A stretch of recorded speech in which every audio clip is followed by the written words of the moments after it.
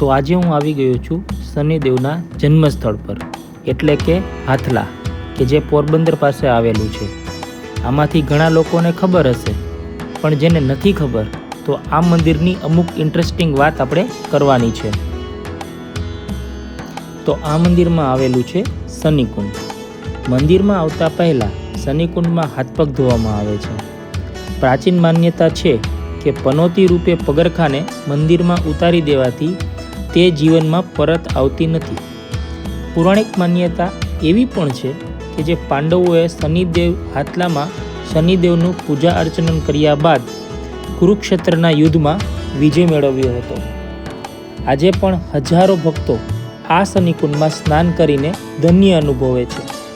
ખાસ કરીને આ કુંડમાં સ્નાન કરીને પનોતી ઉતારવામાં આવે છે. શ્રદ્ધાળુઓની ભીડ અહીં ખૂબ જામે છે. વૈશાખ વદી અમાસના દિવસે અહીં લાખો શ્રદ્ધાળુઓની ભીડ જોવા મળે છે.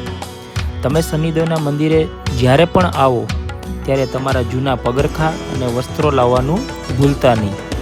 આ વસ્તુઓ અહીં મૂકીને તમે પનોતી દૂર કરી શકો છો.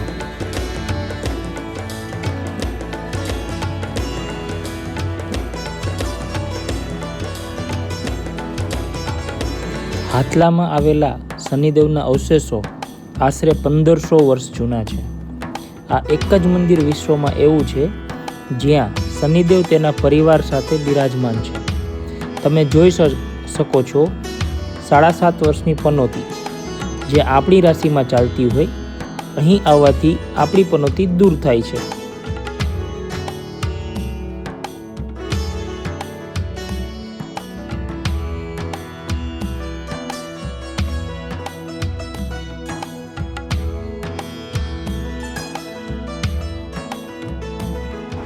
એટલે કે હાથીની મૂર્તિ છે, એના પણ તમે દર્શન કરી શકો છો, જે 2001ની અંદર મંદિરને પ્રવેશ વર્ષમાં લીધા બાદ એ મૂર્તિની અહીં પ્રાણ પ્રતિષ્ઠા કરી ભગવાન અહીં બિરાજમાન છે.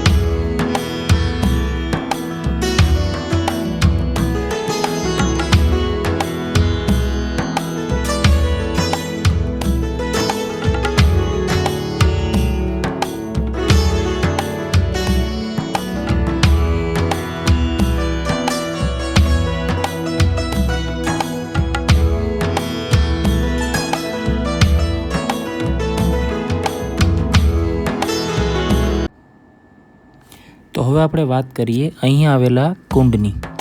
અહીં આ કુંડમાં ભગવાન શનિદેવના બાળ શુદ્ધિનું સ્નાન થયેલું છે. ભગવાન શ્રી કૃષ્ણના આદેશ મુજબ દરેક પથ્થર પાંડવોના હાથથી બંધાયેલો છે. સદનસીબે અહીં આપણી મુલાકાત હાથલા શનિદેવ મંદિરના મહંત શ્રી ચિરાગપુરી બાપુ સાથે થઈ. એમણે આપણને મંદિરના ઇતિહાસ તથા મહિમા વિશે અનેરી વાતો કરી, જે સાંભળી તમને પણ આશ્ચર્ય થશે. તો ચાલો મહંતશ્રીને આપણે સાંભળીએ. જય શનિદેવ, ઓમ નમો નારાયણ. હું મહંત શ્રી ચિરાગપુરી બાપુ, હાથલા શનિદેવ મંદિર. આજે આપણે શનિ મહારાજને નાનકડો એવો પરિચય કરશું, અહીંનો મહિમા જાણશું. શનિ મહારાજનો મહિમા, આ શનિદેવનું જન્મસ્થાન છે. અહીંયા આ મંદિર આશરે 10,000 વર્ષ પુરાનું છે. અહીંયા સારાસતી પનોત દેવી અને હનુમાનજી મહારાજ બિરાજમાન છે. વિશેષ કાળભૈરવ દાદાનું પણ અહીં મંદિર છે. લોકો અહીંયા પોતાની પીડાઓ દૂર કરવા માટે શનિ મહારાજને રીઝવવા આવે છે. રીઝવવા માટે શનિ મહારાજના મંદિરે શનિ કુંડનું અહીંયા સ્નાન કરી પોતાના કપડાં ચંપલનો ત્યાગ કરી અને પોતાની પીડાઓથી મુક્તિ કરે છે. શનિ મહારાજને હાજીજી કરે છે, ભગવાન અમારા કર્મોથી અમને મુક્તિ આપો. અહીંયા શનિ મહારાજના બ્લેક વસ્ત્ર ભગવાનને અતિશય પ્રિય, એટલે ભગવાનને કાળા કપડાં, કાળા અડદ, સિંદૂર, નાળિયેર, આકડાની માળા, સરસવનું તેલ ચડાવી ભગવાનને રીઝાવે છે. અહીંયા 52 ગજની ધજા પણ ચડાવવામાં આવે છે. એમનો કલર પણ શ્યામ હોય છે. અહીંયા હનુમાનજી મહારાજનું વિશેષ મહત્વ, જે પણ લોકો પોતાની પીડાઓ લઈને આવે છે, હનુમાનજી મહારાજને કહે છે, હે પ્રભુ અમારી પનોતી છે તમારા ચરણે અહીંયા ઉતારીને જઈએ છીએ. અહીંયા પનોતી દેવીનું મંદિર હોવાથી અહીંયા લેડીઝ અને જેન્ટ્સ બંને પૂજા એક સાથે કરી શકે છે. વિશેષ મામા ભાણેજનું પણ મહત્વ સરસ રીતે અહીંયા છે. મામા ભાણેજ એક સાથે જો પૂજા કરે તો પોતાની પીડાઓથી એને મુક્તિ મળે છે. આવો અનેરો મહિમા છે.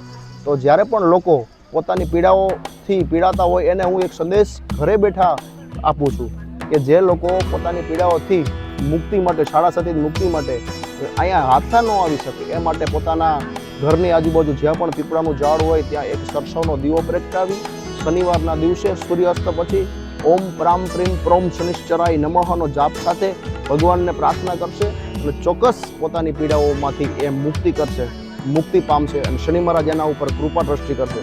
એવો સરસ મહિમા છે. વધારે માહિતી માટે મારો સંપર્ક કરજો.